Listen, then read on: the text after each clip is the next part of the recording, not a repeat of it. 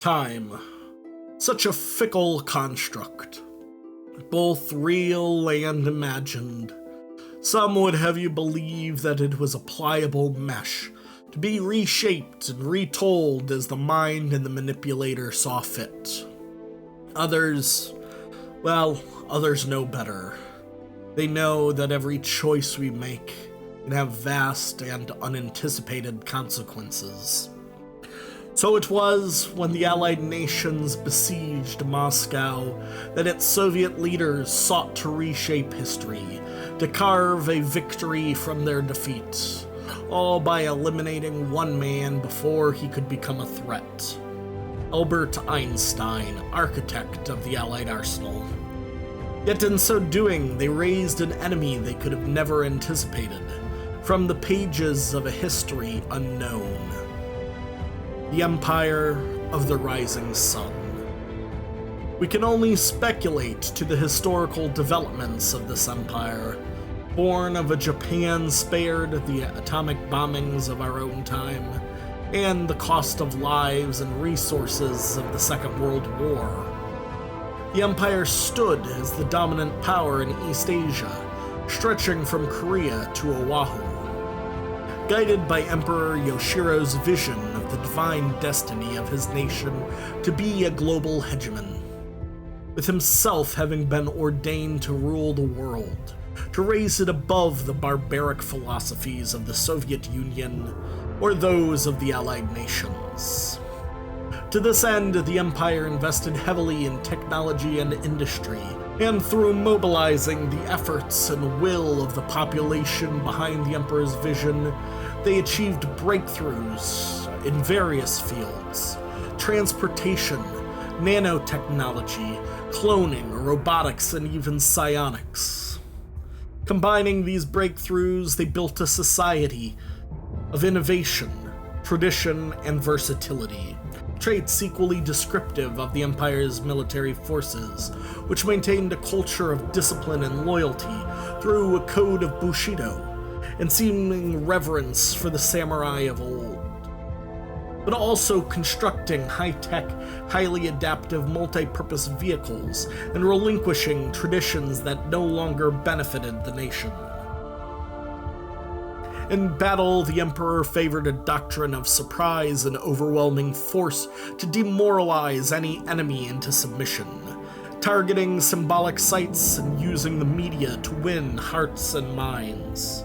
And where such efforts failed, he would defer to Crown Prince Tatsu, architect of the modern Imperial military, whose boldness and ruthlessness would overwhelm any enemy that dared resist. As the Allied nations warred with the Soviet Union, the Emperor saw opportunity, first in restoring harmony within the Empire by casting down rebels in the Bonin Islands. Secure at home, he deployed Imperial commandos behind the front lines and mustered the Imperial fleet for a great invasion of the lightly protected Soviet coast. Their initial successes emboldened the Empire, and it struck far and wide. At Vorkuta, the Soviet Navy was crippled. At Stalingrad, the Soviet industry and morale flagged.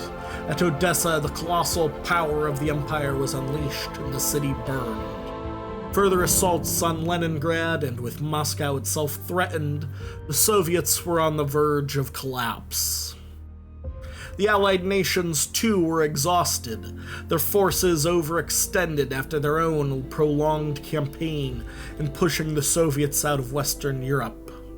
It was in this atmosphere that the Emperor announced his ambitions to the world, demanding that the superpowers surrender or be destroyed, backing his words with the deployment of floating fortresses, massive mobile naval platforms with their own barracks, vehicle bays, and construction facilities, each carrying enough supplies and material to support near indefinite operations, two of which were deployed to blockade Europe into submission.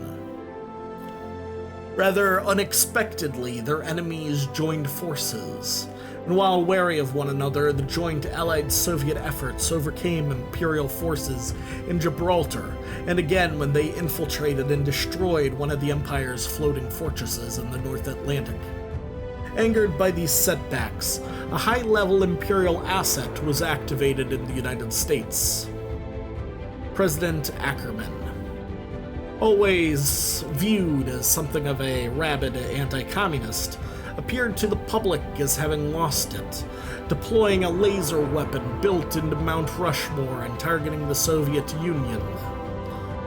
Though he was eventually stopped, the president succeeded in effectively breaking any trust between the Allied nations and the Soviet state. With their blockade broken and their asset in the United States eliminated, the Empire was pushed into a defensive war, flabbergasted at the audacity of the Allied nations to launch an attack on Pearl Harbor and challenge the Imperial fleet. Little did the Empire know that this was a diversionary strike, that the real target was Imperial leadership that had gathered in Tokyo. And there, with the enemy at their doorstep, the soldiers of the Empire fought a brutal but ultimately fruitless defense. Their military leadership and infrastructure were decimated, the Crown Prince's fleet was destroyed, and the contemporaneous Soviet assault on the Imperial Palace left the Empire without an emperor. The Empire's capacity to wage war was effectively crippled, and a cloud of anxious fear hung over Japan and its future. The Crown Prince Tatsu surrendered to the Allied nations, and worked with their occupying forces to maintain order throughout the war-torn nation. A move that was considered bold and cowardly in equal measure. The occupation and rehabilitation of Japan was assigned to one Giles Price, an Allied hero of the Battle of Tokyo, a move which was nominally supported by Tatsu. And yet, peace did not come to Japan, as several shogun imperial commanders clung to Yoshiro's legacy, choosing to wage a guerrilla war against the occupying forces.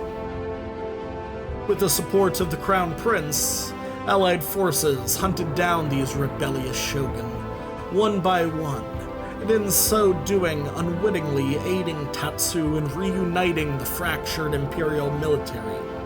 And with his newfound power, Tatsu rose against the occupation, striking at the Allies and Soviets in a bold statement that the Empire had risen like a phoenix from its defeat, only for his uprising to be crushed by Allied forces. And so, as the final embers of the Empire of the Rising Suns, Imperial ambitions fade into the annals of history, its return may, in fact, only be a matter of time.